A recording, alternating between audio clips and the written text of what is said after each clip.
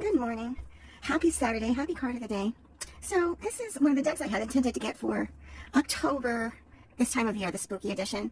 But I haven't really got them out yet because, you know, their life is spooky enough right now, right? But this is Tarot of the Deviant Moon, or Deviant Moon Tarot. And I'm going to give it a chance, see if I'm feeling this October as an October.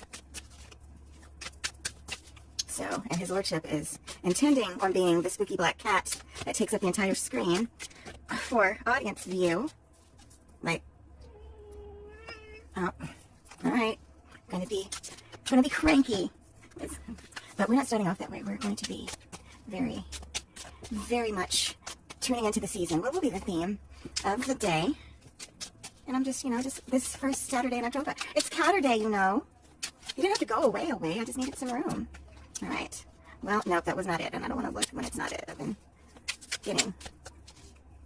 All right, this is it.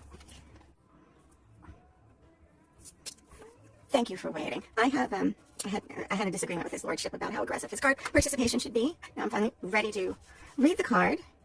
This is the Nine of Wands in the Deviant Moon Tarot, and this adorable little goblin man is asleep at his post.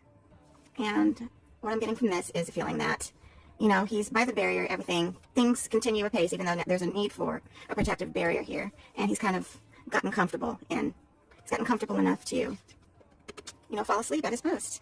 So, what do we take from that? Now, has he worn himself out with worry? Or is he just relying on the external to be enough of a barrier, and he's not really participating in protecting himself in his environment? So, there's a couple ways to look at this. One is relying too much on the external to do all the work of protecting yourself and your community, like, you know, this infrastructure. You know, whatever the threat is, the barrier is going to be, it's not going to be enough, and you can be too comfortable, or it could be about, don't be so focused on the external threats that you wear yourself out, and then you have dropped your guard because you're exhausted, because you're not actually being mindful and participating in the things that we can all do. Oh, your lordship, here you go.